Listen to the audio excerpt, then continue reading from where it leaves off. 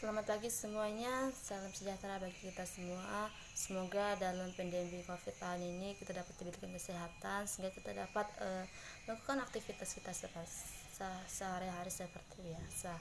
Nah, sebelum kita memulai mata pelajaran hari ini, ada baiknya kita mulai dengan berdoa terlebih dahulu.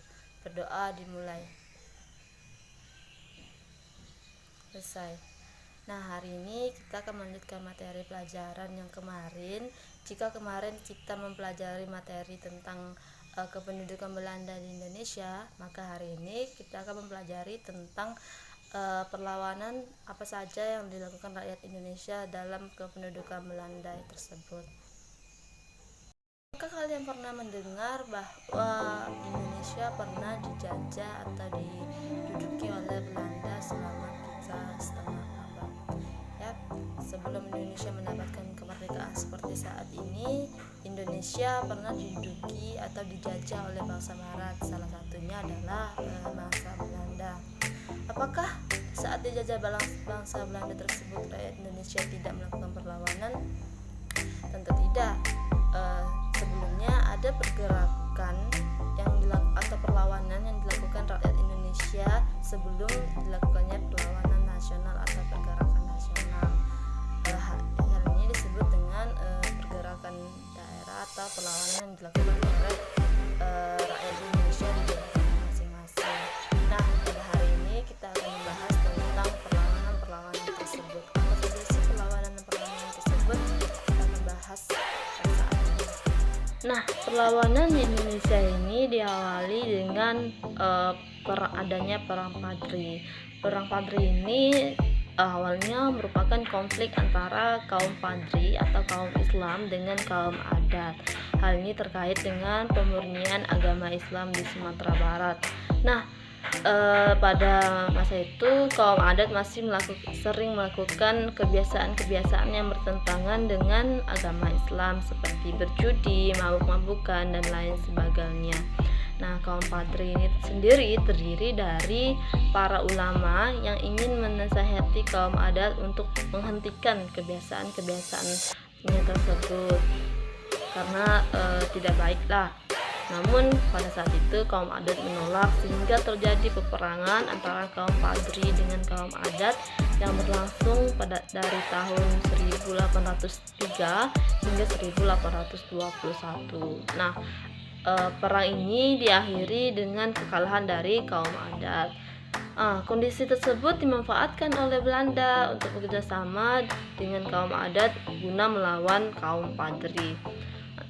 Niat awalnya Belanda datang ke Sumatera Barat adalah untuk menguasai wilayah Sumatera Barat. Nah, salah satu tokoh pemimpin dari kaum Padri sendiri adalah Tuanku Imam Bonjol yang sudah tidak asing lagi bagi masyarakat Indonesia karena sudah sering dijadikan untuk nama jalan atau nama tempat. Nah, fase dari Perang Padri ini sendiri berlangsung dari tahun 1821 hingga 1838. Tuanku Imam Bonjol lalu mengajak kaum adat agar menyadari tipuan dari Belanda tersebut dan akhirnya bersatu melawan Belanda. Namun Perang Padri diakhiri oleh kekalahan dari pihak Padri dan adat karena militer Belanda pada saat itu cukup kuat sehingga dapat mengalahkan dari kaum Padri dan kaum adat. Nah, yang kedua adalah Perang Pattimura. Nah, siapa sih yang tidak kenal Pattimura? Salah satu pahlawan yang ikonik dalam selembaran uang Indonesia. Nah, pada tahun 1817 Belanda juga berusaha untuk menguasai Maluku dengan memonopoli perdagangan atau jalur perdagangan. Nah, rakyat Maluku yang dipimpin oleh Thomas Matulesi atau Pattimura menolak dan melakukan perlawanan terhadap Belanda. Nah, terjadilah pertempuran sengit di benteng Durste Saparua. Belanda mengerahkan pasukan secara besar-besaran, rakyat Maluku terdesak.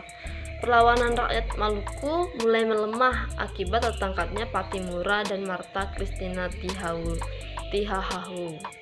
Selanjutnya adalah Perang Diponegoro atau perang yang dipimpin oleh Pangeran Diponegoro. Nah, Perang Diponegoro ini merupakan salah satu perang terbesar yang pernah dialami oleh pihak Belanda.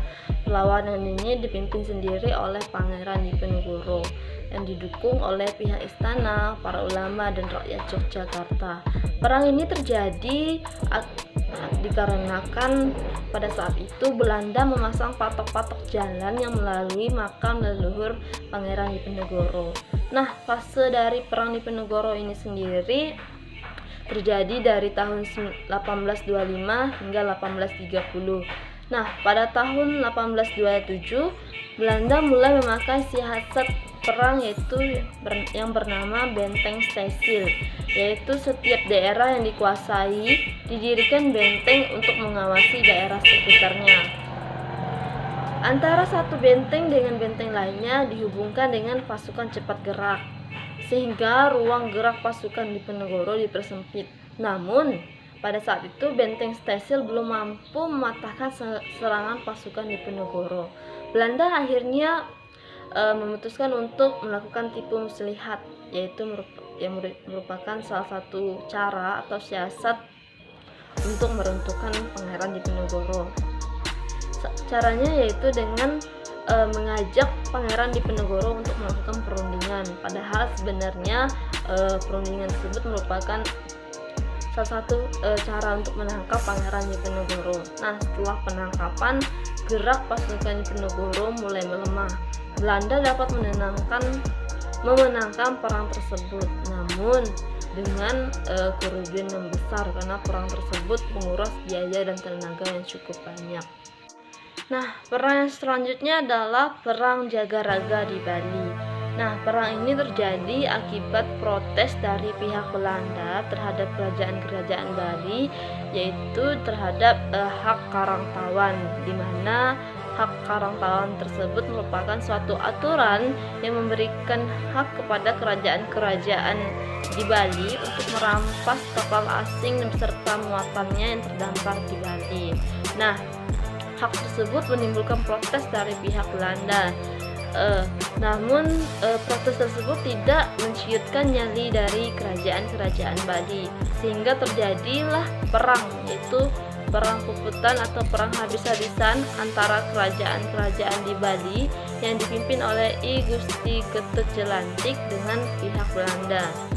Namun peperangan ini berhasil dimenangkan oleh pihak Belanda karena pada saat itu kekuatan militer yang dimiliki oleh pihak Belanda lebih canggih dan lebih unggul dari kerajaan-kerajaan di Bali.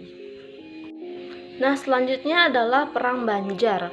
Nah, perang ini diawali atau dilatar belakangi oleh pihak Belanda yang ingin menguasai kekayaan alam yang berada di Banjar, serta keikutcampuran Belanda terhadap urusan kerajaan di Banjar.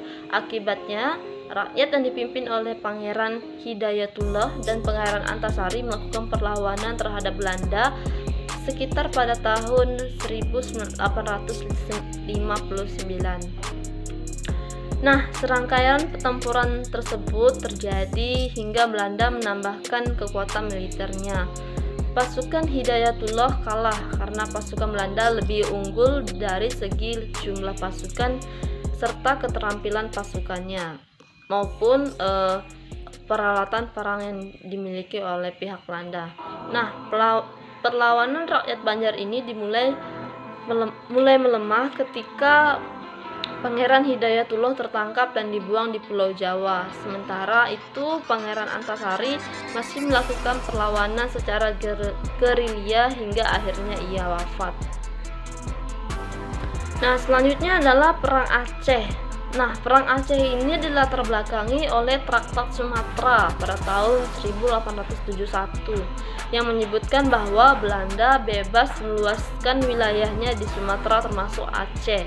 Nah, hal ini tentu ditentang oleh Tengku Ditro, Cut Mulia, Tengku Umar, dan Cut Nyak Dian, dan serta Panglima Polim. Belanda mendapatkan perlawanan yang sangat sengit dari rakyat Aceh. Rakyat Aceh berperang secara jihad dengan semangatnya untuk melawan Belanda yang sangat besar.